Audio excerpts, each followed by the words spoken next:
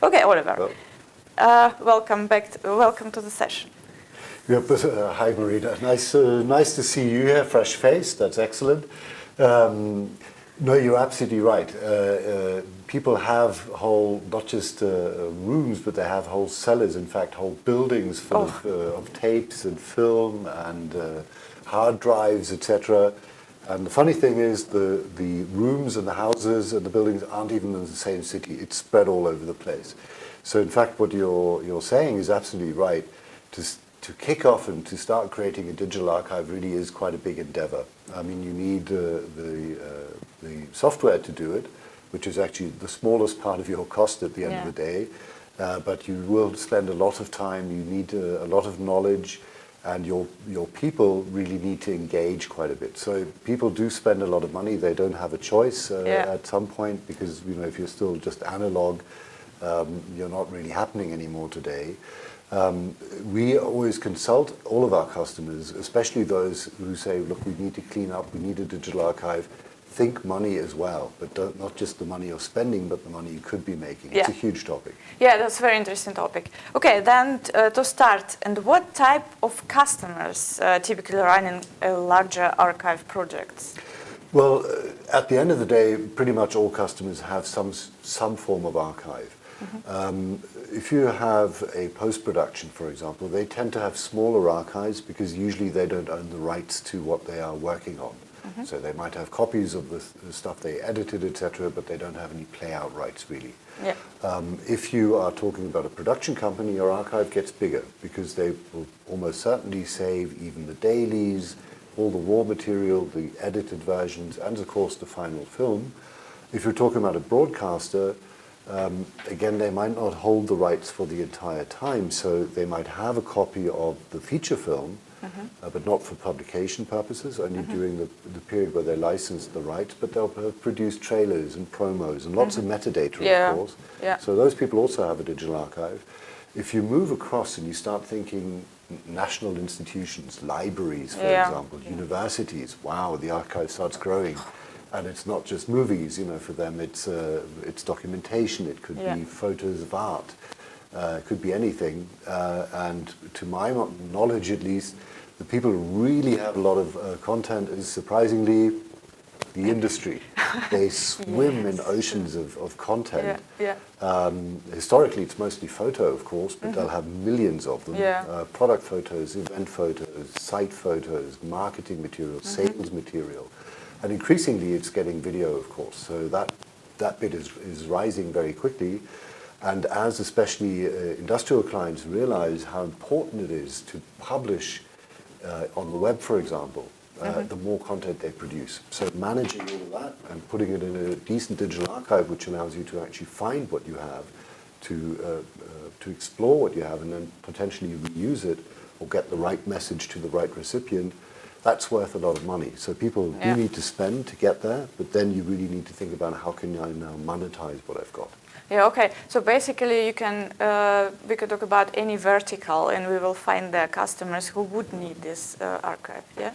Well, if you think about my archive as a source of income, it applies to absolutely everybody. If you're a post-production who may not have a big stock of material they own, for sure they need to show customers what they're good at.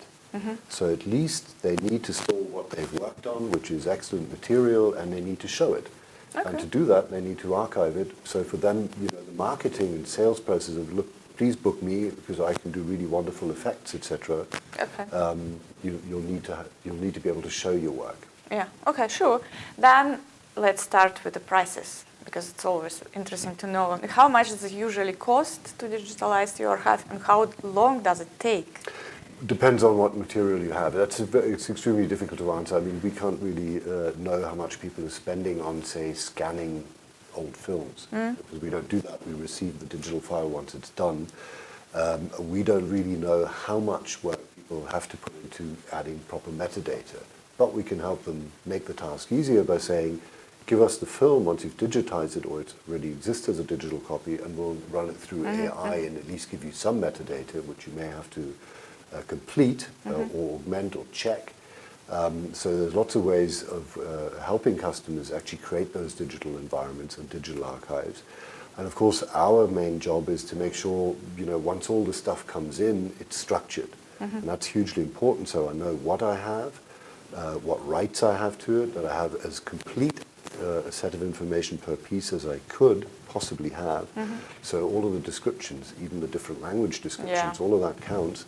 And for us, for example, in terms of how much does it cost to build such an archive, we go for automation as much as we possibly can because it saves everybody time and money, including us, of course. And we have happier customers if we can help them pull information from existing databases. And so we're quite proficient at that. And we've worked a lot with big industrials who literally turned up with slightly wet cardboard boxes full of videotapes and said, can you do something with this? And you did. So it's better than nothing. Yeah, that's interesting because, after you spend a lot of money and a lot of time for digitization, it might be that you can't do anything with this data that you have before you own the Flowworks. From your experience, what is the ratio of the materials being used after digitization or being left in these storages? Well, again, that depends by industry. If you are talking about a rights owner, somebody who sells movies, for example, they will want to monetize absolutely everything. And so you have a film from 1972 with little-known actors. The question is not, well, do you just let it lie in the archive, because that would be very stupid. The question is, how do you find the market for that particular film? So marketing, digital marketing becomes very important because there probably is some VOD platform, maybe it's on Taiwan, which will actually show that and make money off it, and you'll make money too. So your question is, how do I publish what I have? How do I make it accessible to potential buyers? And the same is true for industry clients. They don't produce media and then sell media. They sell washing machine or cars.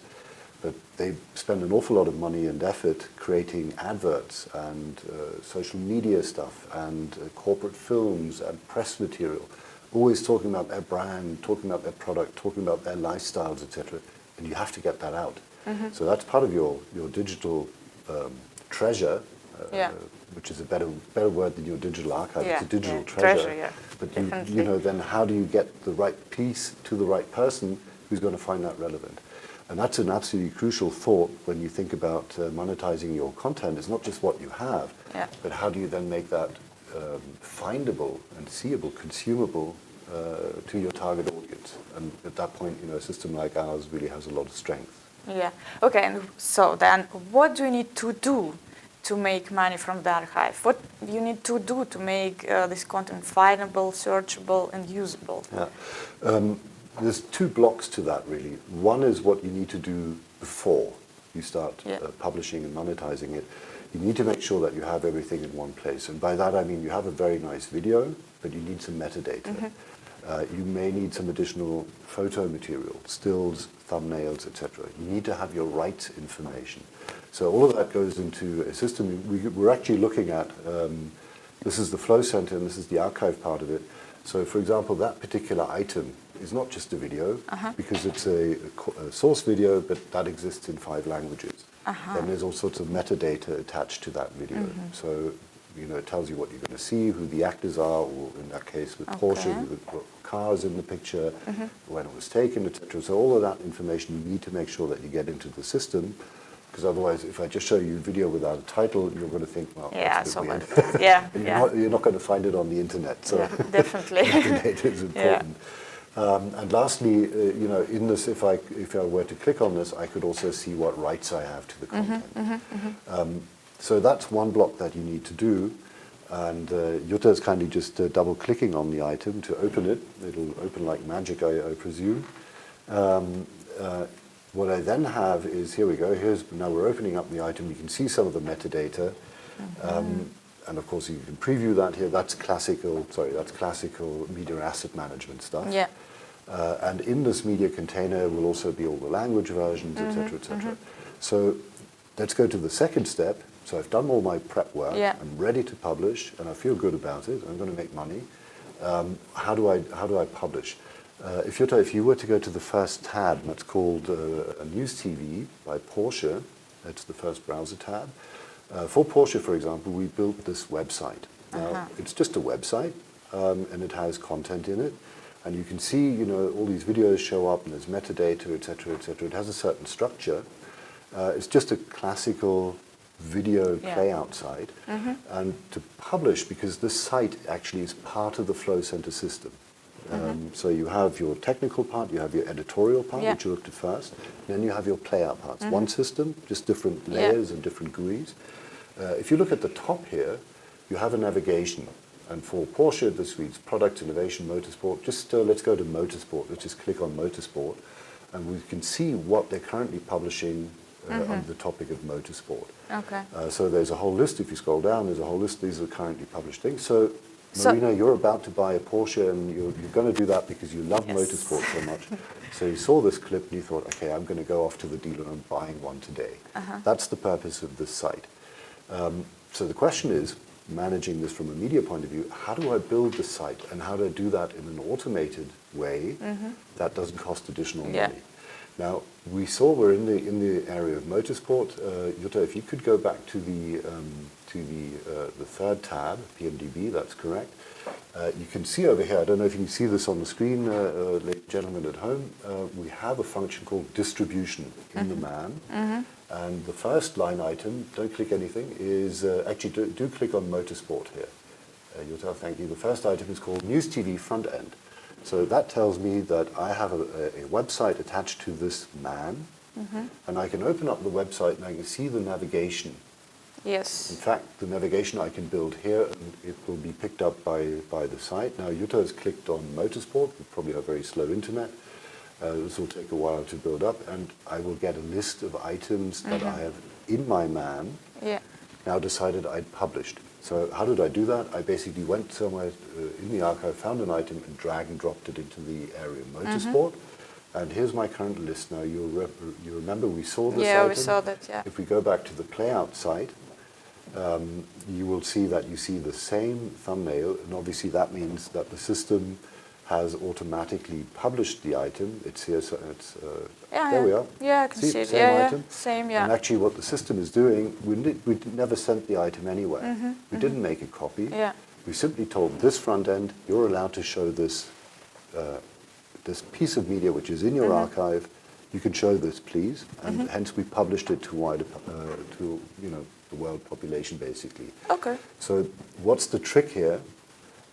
We talked about the money going into building an archive, and we talked about how important it is to make money with that archive. The thing I want to now mention, I'm highlighting this particular item, because we're not going to spend money doing the publishing. Classically, what a lot of people do is they say, oh, okay, I've got an archive, now I'm going to build a website, and I'm going to have a CMS, and I'm going to have an agency, and somebody looking after it, et cetera, et cetera. I'm going to start spending money again. Don't do that. Just simply attach playout front ends directly to your archive. No CMS, no agency, you can do that yourself because it's a drag and drop operation. You know that you want to publish that file, make sure it's complete, drag and drop it, you're finished. You can manage this entire site, everything that you see on it, the navigation, the look, the items in it, the order they appear in. You can do that directly from your archive. It's extremely efficient.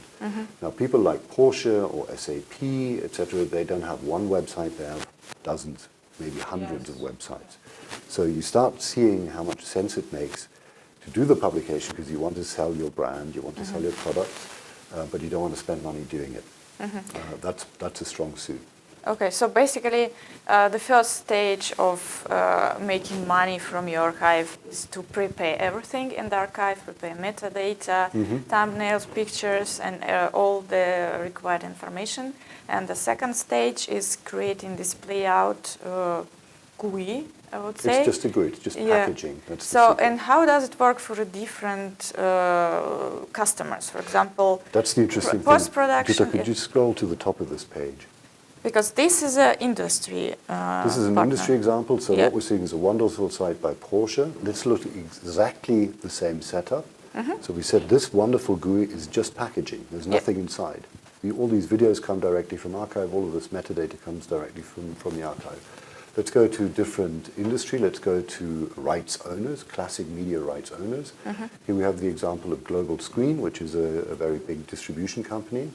And you can start seeing the same thing. So they've got a wonderful splash page. Just scroll back to the top, please, Jutta. And so they have some certain highlights, topics, content they're selling right now. And up here at the top, you can see is navigation, cinema, TV, fiction, formats. Let's go to TV fiction, let's say. Just if you would click on that. That opens up everything they currently have on offer for TV fiction. So again, they have some highlights. And if you scroll down a little bit, you can see they have different subsets. So let's go to animation, let's say, because animation is good fun. And within the subset of animation, they have a certain amount of videos, of content they're offering to you. Yeah. And I think Lewis and the Aliens is super cool content. It's the one at the top right. Nice. And I click on that. So I'm opening up the particular offer, or actually open up anything if you like. There we are, Lewis and the Aliens. And now I've actually got the detailed description of this particular program. There's a lovely preview video, you have some stills, you have the box cover, you have lots of metadata information, what prizes it won, etc., etc. And if you just click on the play button there, Jutta, you can see the trailer. There's your trailer, it's all wonderful. So what am I doing now? I'm Global Screen, I'm selling you my content by simply making it available on the web. But what I didn't do, I didn't create a separate website with a separate CMS and a separate agency and a separate. Everything costing money. I did that directly out of my archive, the way I just showed it with Porsche. The difference between Porsche and somebody like Global Screen is, for example, that Porsche would not want you to log in. You could, it's not very important. They're really going to show you everything they have up front. With a sales company, they would ask you to actually register and log in because they'd like to meet you, of course. Definitely. So they tease you into doing that by offering you, hey, you're going to see more information. We got our specials are just for logged in people that we know. So the moment you've done that, you're in their database. And then you find out, okay, Marina, I know she likes animation movies and she needs kids programming. So the moment they have a new offer, they would go in the back end and say, Jutta, if you could just go back to the PMDB, the third tab, they can actually highlight a specific offer just to you, Marina, by using one of our rooms. Rooms is a collaboration tool, which basically generates a microsite where I can go as Global Screen and say, I know Marina, I know she always buys kids program, I have new kids series, and I'm going to preview that personally and directly just for Marina. So it's perfect one-to-one dialogue. In fact, it's what we call a sales room, and it does what the name is. It helps sell the items. So you have to monetize. You have the ability to say, I'm going to have a platform where everybody can see everything, but then I also want one-to-one dialogue marketing because I know you. We met. So I know what you're interested in. You have all my data. You can track what I did on the website. That's it. Aligned. I can keep creating a conversation. We do, hey Marina, I've got news. Hey Marina, I've got news. That's going to increase my likelihood of selling something to you by probably 1,000 times. Yeah, and it's all done by Flowworks. It's all one system. GUI. Yeah, it's just another GUI, and that's I keep saying that because people don't understand. The more you do in the web, the less websites you should be having. Because you don't want to have data duplication all the time. It just turns into an immediate nightmare, and you're suddenly chasing 5 different CMSs. Don't do that. I agree with you. Just create 5 nice-looking GUIs and attach them to your central archive. Okay, and how does it work for broadcasters, for example? Well, broadcasters typically don't. They don't usually sell stuff, but broadcasters have websites, so they would be publishing. What are we going to show next week on The Bachelor? Or what are we going to have is voice of XXX, whatever the country they're in. And obviously they'll want to do all of that in social media as well. So broadcasters, because they want an audience watching TV, will do a lot of preview communication typically. And by exactly the same token as we described with Porsche, down here they might have under distribution, it would say homepage, it would say social media channel A, B, C, D, E, it would say press service, it would say X, Y, Z, whatever they use as a publication channel, and they would just like Porsche, just like Global Screen, basically take a piece of content, say, okay, this is done. I've got a really nice trailer. I've added the metadata. I'm going to drag and drop this into 7 different publishing channels, and the Flow Center will do the rest for them. If the site, like a social media account, your Facebook or your YouTube account, let's say, isn't built by Flowworks yet, Okay. we would simply distribute the file. So there's direct publishing and there's distribution. So if you already have a website, we can feed your existing website. If you don't already have that sort of website, a sales website, we would strongly recommend we build one for you, because then we can build it integrated. Okay, interesting. And can you use the rooms for broadcasters somehow? Sure, same thing. We use that a lot with, for example, France Télévisions, or in Germany with Pro7 Sat.1. They do a lot of program communication to journalists, and they really send them even the feature films as a preview, so the journalist does a write-up, either in the printed press, does it in his online platform, or even they even send it to bloggers who have a lot of following who recommend programming. So, getting your message out is hugely important to everybody. And you want to have a system where you have all your content, and it's then very easy and very economical to publish into multiple channels. Okay, understood. So we covered broadcasters, industrials, content right owners. Is it any different for post-production house to run such a system in No, general? it wouldn't be any different. I mean, they had, as I said initially, they probably don't own complete feature films, so they would not, they're not selling feature films. They're selling their ability to do specific jobs in edit, let's say, or specific jobs in graphics. So for them, the room is actually probably the much more potent sales tool, because they know their potential clients. And the client calls and says, look, we've got this big film project and we need this type of effect. The guy saying that on the phone, wouldn't it be great if I, as the post-production, could now go back into my archive and say, I think I've done something like that. I'm going to create a room. I'm going to send it to my client as we're on the phone and say, look, I just sent you a link. Have a look at this piece. Wouldn't it be something like that? Oh, yeah, something like that. That would be great. And bingo, you've got a conversation. You're selling. Okay. Oh, sounds very impressive. So, yes, and the last question, So the very important are you one. ready to buy, Marina? Yes. How much does it cost? No, it depends on who you are and what you do, of course. I mean, it's a much larger system. We're just talking about publishing now. Let's stick to publishing for the moment. Typically, we rent the publishing tools out. If we are asked to build a front end like we did at Porsche or at Global Screens, at Porsche they said, we'll pay you upfront for the building of the site, and we'll pay a very small fee to use the mechanism. At Global Screen, it was the other way around. They said, well, we don't want to spend money now. We'll rather pay you a higher monthly fee for using the service. So you can basically choose. We have other people who have approached us in the past. It will happen soon, actually. I believe we have a large project which is under discussion where we profit share these things.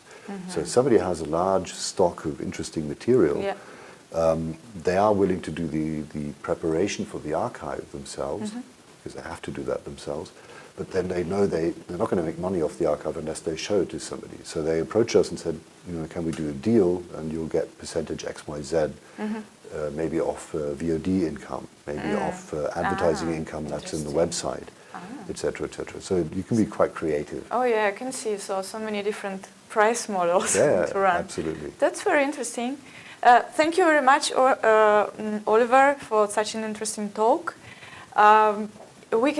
Anyone who's interested in asking Oliver any more questions can join us later, just after this talk, in a coffee bar. You will only need to click the link on our website. Thank you for being with us. Thank you, Oliver, for such an interesting talk. And if you also want a demo from Oliver, he is available today as well. Thank you very much. Other days. And thanks, Jutta, for pressing the buttons. You can't see Jutta, she's sitting down here pressing buttons. Well, there she is. We can see her. Thank you very much for being with us. Thanks, Marina.